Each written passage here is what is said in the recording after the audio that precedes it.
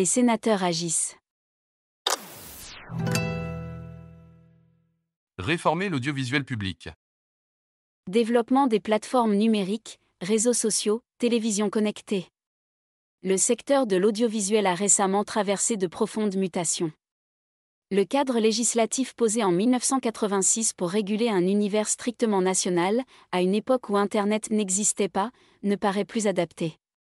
Face à ce constat, Laurent Lafon a déposé en avril dernier une proposition de loi relative à la réforme de l'audiovisuel public et à la souveraineté audiovisuelle. Son texte repose sur 2 piliers. Il propose tout d'abord un regroupement de l'audiovisuel public visant à créer une offre de programmes gratuits de qualité accessible à tous et sur tous les supports. Concrètement, une société holding appelée France Média serait mise en place et définirait les orientations stratégiques de France Télévisions, Radio France, France Média Monde et l'INA.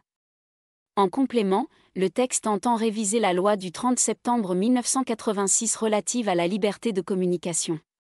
Par exemple, il étend aux plateformes l'obligation de céder à des services de télévision en accès libre certains droits relatifs à des événements sportifs d'importance majeure.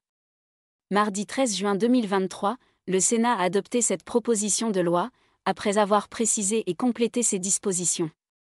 Afin de renforcer l'indépendance de l'audiovisuel public, le Sénat propose ainsi que soit nommé un administrateur indépendant dans les conseils d'administration des sociétés de l'audiovisuel public.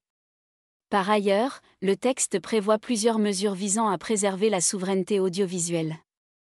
Cela passe notamment par un renforcement des pouvoirs de l'autorité de régulation et la désignation d'un tiers indépendant pour définir les méthodes de mesure de l'audience des plateformes, afin de garantir la fiabilité des données. La proposition de loi est désormais transmise à l'Assemblée nationale. Pour en savoir plus, consultez le site internet du Sénat.